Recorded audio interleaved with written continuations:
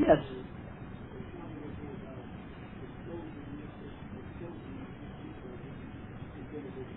I've heard Sheikh Abdulaziz bin Baz, Sheikh Nasser, rahimahullah, saying that such and such group or such and such person is innovative, understanding that they are Ahlul Ilm, and what they would do it with making dua for that individual and saying we hope that this individual will come back to the haqq,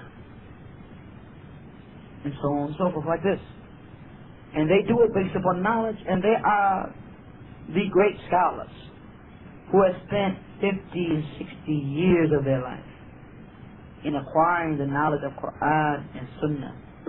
And they have great, long and extensive experience in da'wah and in dealing with people.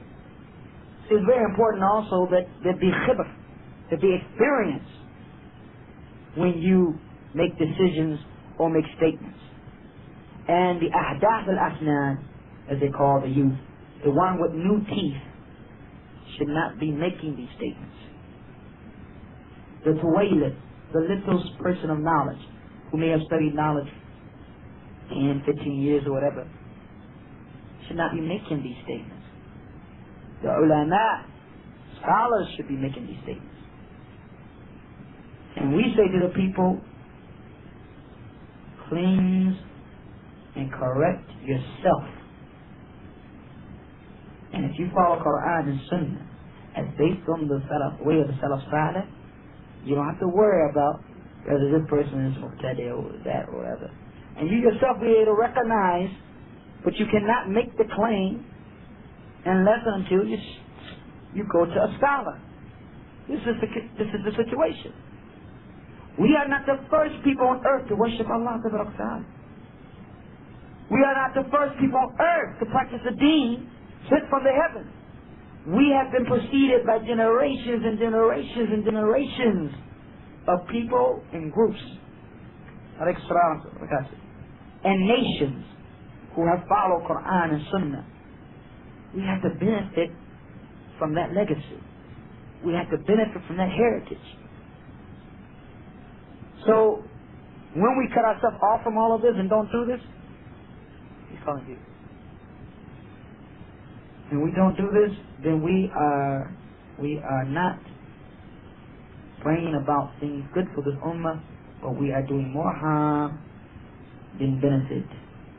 We are doing more harm than benefit.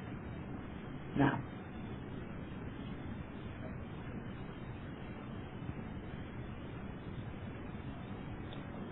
the adab al-salaf, the manners of the salaf were different, was that they will allow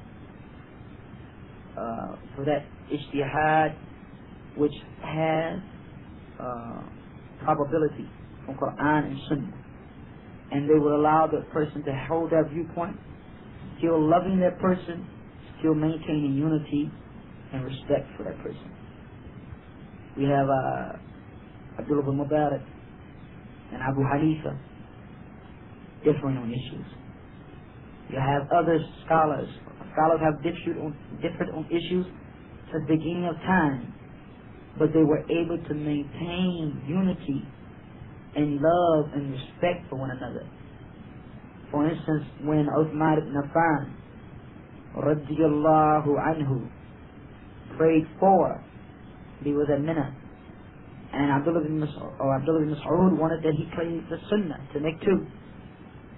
They said, why is he doing this? He should be praying the Sunnah, doing this. So then he prayed with him. And the people said, you said that he should be doing this and that. He said, you prayed with him. He said, khilaf shar. That is because differing is evil. Differing is evil. So maintaining the unity, as long as it is not in disobedience to Allah and His Messenger, and allowing people to have their viewpoints, as long as it's based upon Quran and Sunnah, and they have an imam, a scholar of Islam. What I mean by imam, from the first few generations, or and the scholars who follow that way, because like Ahmad Muhammad said to his son, Iyaka wa iyaka, woe to you, to say something, and you don't have an opinion, and you don't have an imam. You don't have some scholar who has said what you're saying or doing. So long as it's based upon that, it's not based upon blind following. you don't know the dalil, but you're just going along with the flow, then that person is allowed to have their opinion, and the individual that is different with them is allowed to have their opinion.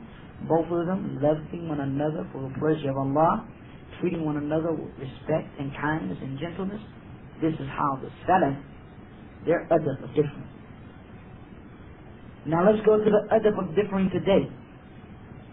It can be a matter as inconsequential, if I'm saying it right, because I have a problem with those words, as salam. The khit of how to say salam. You find people fighting and arguing, declaring people innovators and deviants, boycotting that individual, and so on and so forth, over a matter of fiqh, over a matter that madhahib have differed with. These issues that we differ over are not new matters. The scholars have differed over years, sometimes centuries over these issues. But that differing didn't stop them from loving one another. And that difference didn't stop them from respecting one another. And that difference didn't stop them from treating one another with respect and kindness and gentleness. You disagree with me on an issue, or you state something that I disagree with, and you have an imam, you have a scholar who has said that which you state, there's no way in the world I'm supposed to call you a deviant, or jahil, or stupid, or criminal, and tell people to boycott you, and avoid you, and to misuse you, and abuse you. A'udhu billah. This is not done by anyone with any ounce of intelligence, let alone someone who claims to be Muslim and claims to be on the way of the Salaf Saleh. Why, that is insane. So no, the adab of the Salaf Saleh was totally different. And if we were really following the way of the Salaf Saleh, we would be totally different. We would allow a brother who has a dalil or opinion based upon something, based upon a dalil, based upon an imam, to say what he has to say, and we would respect and still have love and kindness and gentleness for that individual. This is adab al-Salaf Saleh regarding differences of opinion. What about any other questions? Wa iyyakum. Anything else?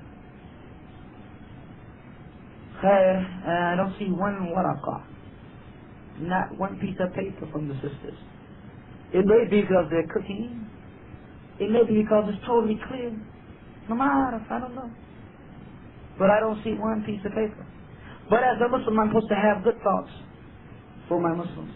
So I have husn dhan, good thoughts that the lecture was totally clear and they got full benefit, inshallah. وصلى الله على محمد وآله وصحبه وسلم.